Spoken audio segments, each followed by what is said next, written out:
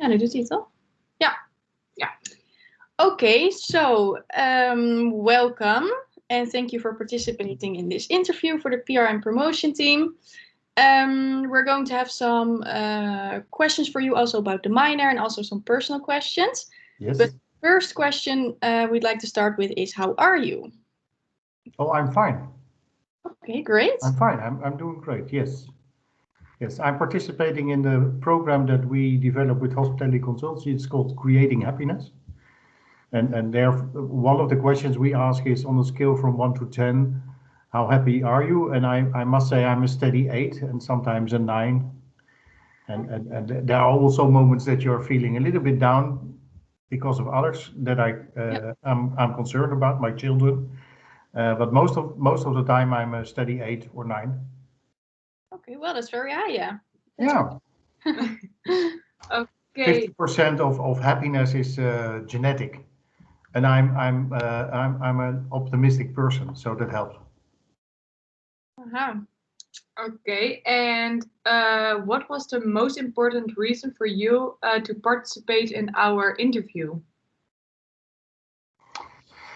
Well, I think that what you're doing as students around the minor horizon hospitality, not only the project, but in the past several years, more and more has been added up to the program, personal projects and other activities, and I think it's very good that there's different groups that take care of different items during the program, the hospitality, the welcoming group, the guest lecture group that I met, and I think that as a teacher, it's well, I feel kind of obligated, but with pleasure, to participate and help in any way I can. So if I can support your PR commission by doing this interview, then of course there's no hesitation to participate. Okay, thank you. And let's go back a little bit in time. We were also wondering what you studied and what your goal was. Wow. Study. That's always a harsh question. After secondary school, I started economics administration. I didn't finish that. Then I started IT business, which was a modular program. Each module you could close with an exam.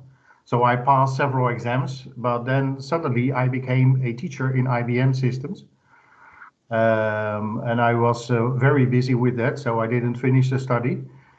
And now when I look back on the past 40 years, I must say I've done the what I call the how do you call it, the university of the autodidactic. I was searching for that word, autodidactic university. I did it all myself. Everything. I read so many books. I've done so many things. I've seen so many. I've participated in so many training courses, and from everything I've learned. So I have no degree, but I did the autodidactic university. It's in my LinkedIn profile as well. Ah, okay. So you actually rolled a little bit into what you're doing now. Yes. In those days, there was no educational program for my profession, being a trainer on communication, management, team building, etc. There was no real school to learn that. Nowadays, you would say communication sciences or something like that. But in those days, there was no education for it. Okay, and what was, in your opinion, the importance of hospitality during your study? Very important. One of the reasons that I dropped out of school several times was the lack of hospitality, the lack of opening the system to the needs of a student. In my term, it was my needs. And if a system is very close to the most important people that the system is built for, namely the students, and there's no way that you can that school is opening up for whatever students need, then students will drop out. In my times, there were many students who dropped out of school. Okay. So I guess that's very important. And I've done so many things in the past decades. And when I entered the Hotel Management School in 2003 as a freelance trainer, I immediately felt the hospitality of the Hotel Management School. And then I thought, well, this is, I always say it's the best education I never did. And I really believe that it is, because you can really feel at home if you participate in the Hotel Management School, if you participate in our community. Yeah, that's great to hear. And you're also like implementing hospitality right now, of course, Yes. in your working area. And what do you think is the most important part of that, or the most inspiring part? Or It's always a tremendous pleasure when you see that it works. That when teams in hospitals make the turn and become more human-centered, become more hospitable, then something changes in their behavior, but also in their experience. They experience a nicer organization with better communication, with more openness, it's more fun to work there. They see that patients or the residents of elderly care, if it's elderly care, that they will be more happy. They will be more positive, and it all contributes to the well-being of everybody. And that always inspires me. When we go around the curve in the tunnel, and we see the light of hospitality at the end of the tunnel, and I see teams running towards that light, I always feel also very grateful to be able to do my job. yeah, I understand. Yeah, Yeah. that's great to hear. And what are the major learning goals related to your field of interest? Again, the question. What are the major learning goals, learning points, sorry, related to your field of interest?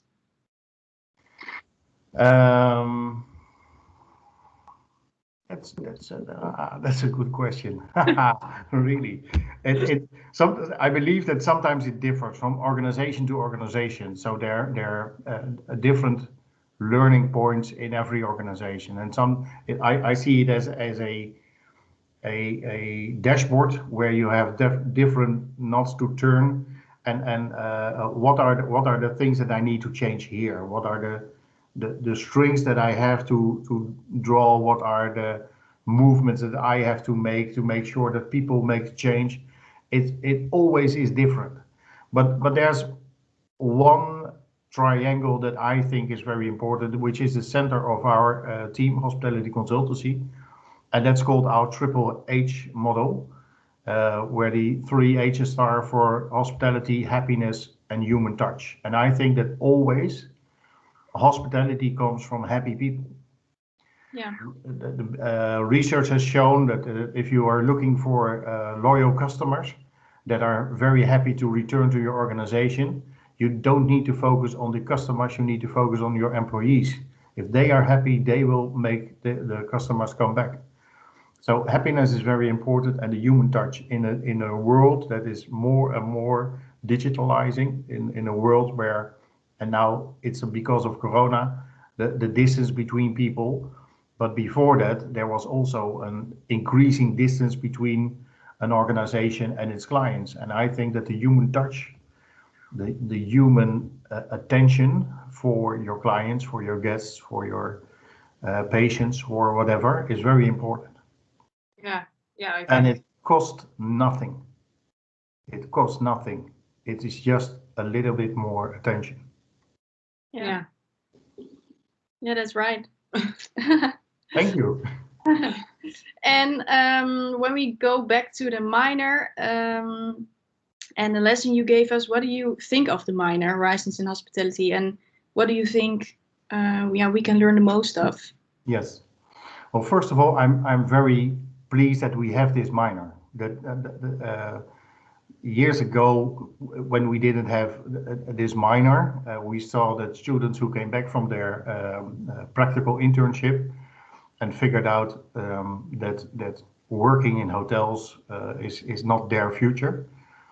They felt kind of lost, and I'm really glad to see that and that's a huge effort of my colleague Mrs. Teunissen, that this minor erased in our curriculum, and that nowadays students can feel at home in our Horizons community, and see that there are so many places where hospitality is very important outside of the world of hotel management, etc.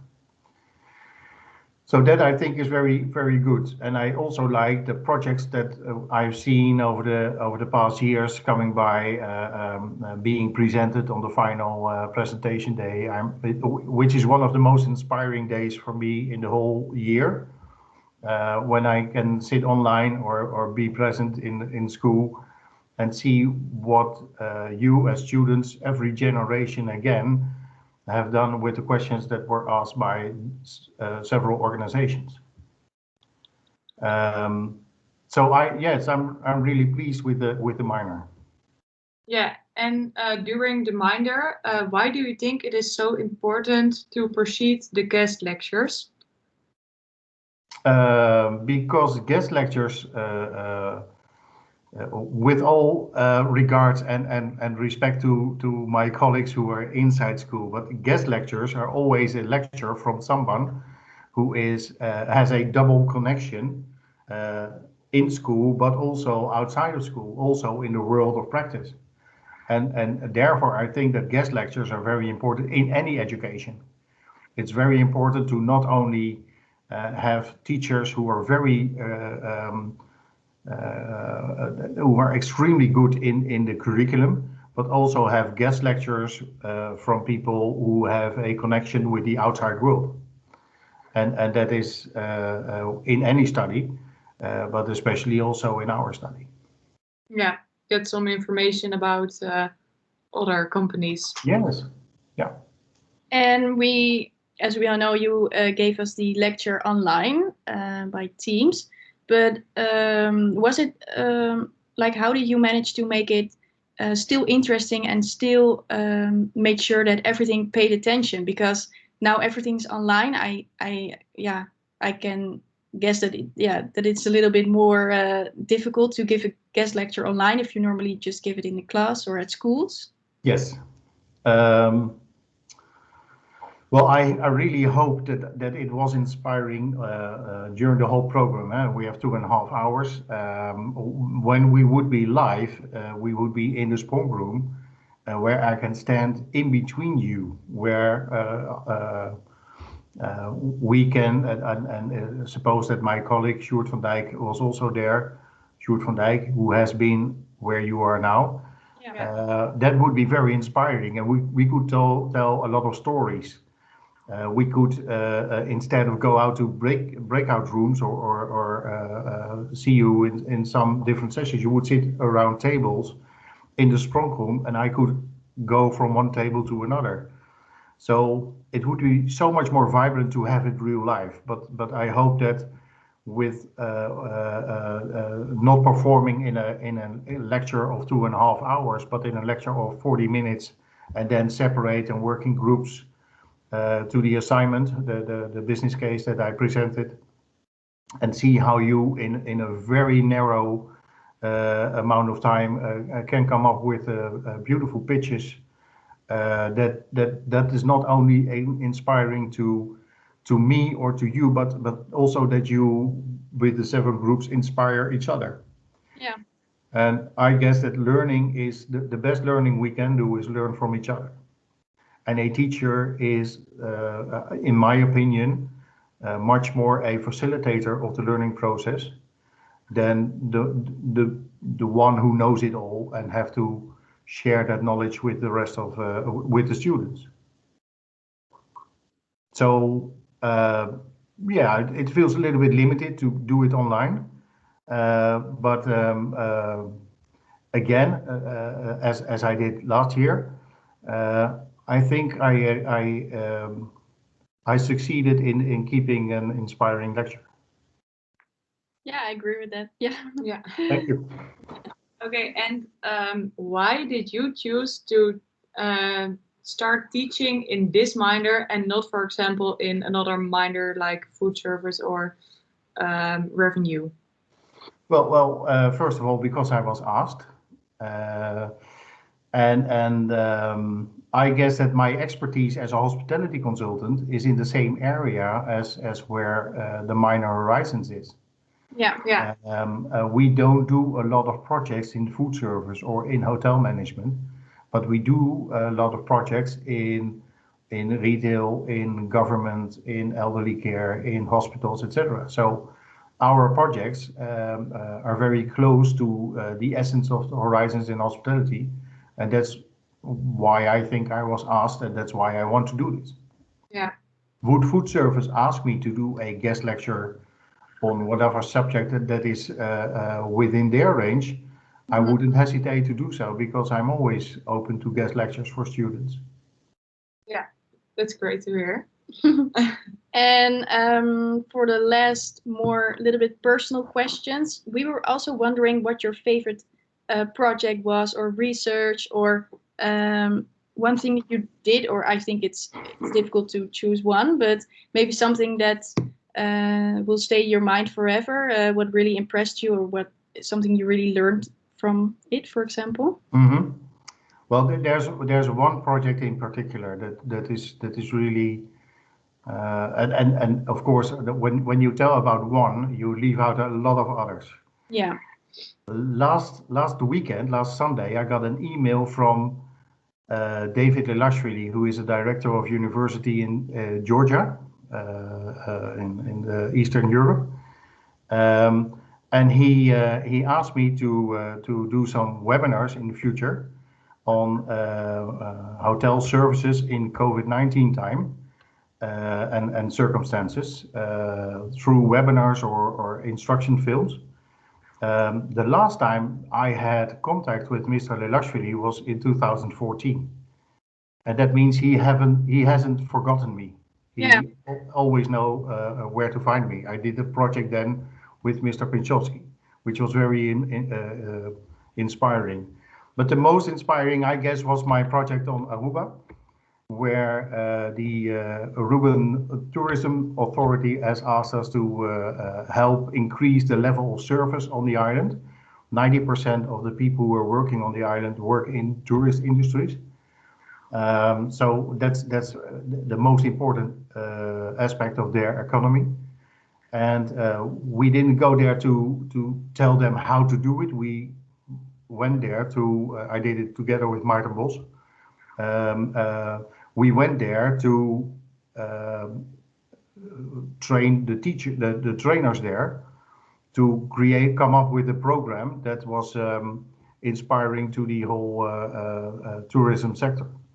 Yeah. One of the aspects that we found out was that Aruban people have a certain way of doing, a certain sense of in their behavior, and we called it the human the Aruban touch. We called it, and they said Aruban touch is an English American term, so we're not gonna use that. And they came up with Giaito. Giaito is a papiamento, and it is a word which nobody really understands what it is, but everybody knows what it means. Ah. And under Giaito, they came up with 9 values that really reflect the people's attitude on Aruba. And in their training program now, and that was because we started it, in their training programs now, when they do the lesson about Giaito, they ask the participants to go to elderly people on Aruba to have a conversation about the values of the Aruban attitude. So people who participate in the program talk to their neighbors, talk to their grandmothers or whatever. And I know that there's a whole spread of communication and awareness of the culture of Aruba. And that two guys from Maastricht as initiated that really fills me with pride. And I'm really with a lot of pleasure looking back on that project. I can And- understand. I hope to get back there next year. That would be great. Yeah. So we want to end this short interview by asking you a last question, and that is, what do you think is the definition of broaden your horizons? The definition of broadening your horizons. Yeah. I would like to refer to a quote of Alexander Proust, who is a French poet, and he said, in order to discover new landscapes, you don't need to travel, you just have to look with new eyes. And I think that whenever we are open to discover new things, and we are not prejudiced in the meeting other people, of stepping into a new organization, but we approach people and organizations with an open mind where we can be surprised. I think that is the most important thing in broaden your horizon.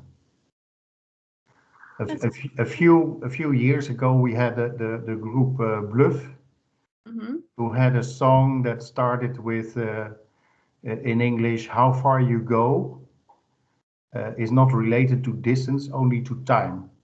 Yeah. And I guess that's a beautiful quote, because it doesn't matter how far you travel, it is how much time you put in the effort of getting to know other people, getting to really grasp the spirit of an organization or a country or whatever. And that's broaden your horizon.